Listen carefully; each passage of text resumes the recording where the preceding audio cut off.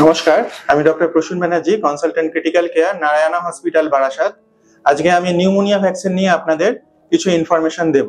আমরা জানি প্রত্যেক বছরই নিউমোনিয়াতে প্রচুর মানুষ আক্রান্ত হন এবং অনেককে হসপিটালে ভর্তি করতে হয়। তাদের অনেকের অবস্থা খুব খারাপ হয়ে যায়, ভেন্টিলেশনও দিতে হতে পারে, এমনও সিচুয়েশন চলে আসে অনেক সময়। তো এই নিউমোনিয়া কিন্তু একটা প্রিভেন্টেবল ডিজিজের মধ্যে পড়ে। এর জন্য ভ্যাকসিনও মার্কেটে পাওয়া যায়, কিন্তু এমন নয় যে ভ্যাকসিন নিলে পরেই আর নিউমোনিয়া হবে না। কিন্তু ভ্যাকসিনটা নেওয়া থাকলে নিউমোনিয়ার যে বাড়াবাড়িটা সেটা অনেকাংশে আটকানো সম্ভব হয়। তো এই ভ্যাকসিনটা দু রকমের ভ্যাকসিন আমাদের ইন্ডিয়াতে পাওয়া যায়। একটাকে আমরা বলি PCV13 বা কনজুগেট ভ্যাকসিন, আরেকটা বলি PPSV23 বা পলিস্যাকারাইড ভ্যাকসিন।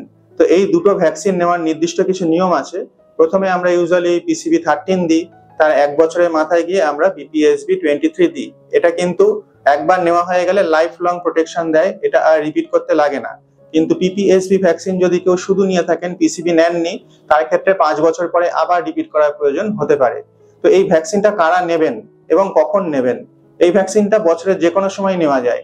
এটা নেবেন মেইনলি যারা 65 বছরের ঊর্ধ্বে বয়স্ক মানুষ, যাদের শরীরে ইমিউনিটিটা কমে গেছে এবং যাদের অন্যান্য কোনো রোগের কারণে ইমিউনিটি শরীরে কম, যেমন ধরুন কোনো ক্রনিক রোগ আছে, diabetes, high pressure, chronic liver disease, chronic kidney disease, COPD আছে, ব্রঙ্কিয়াল অ্যাজমা থাকতে পারে, কোনো কারণে কোনো ইমিউনোসাপ্রেসেন্ট ওষুধ খাচ্ছেন, স্টেরয়েড খাচ্ছেন, বা কোনো কেমোথেরাপি চলেছে, বা কোনো অর্গান ট্রান্সপ্লান্টেশন হয়েছে, তাদের জন্য কিন্তু এই নিউমোনিয়া ভ্যাকসিনটা খুবই উপকারী।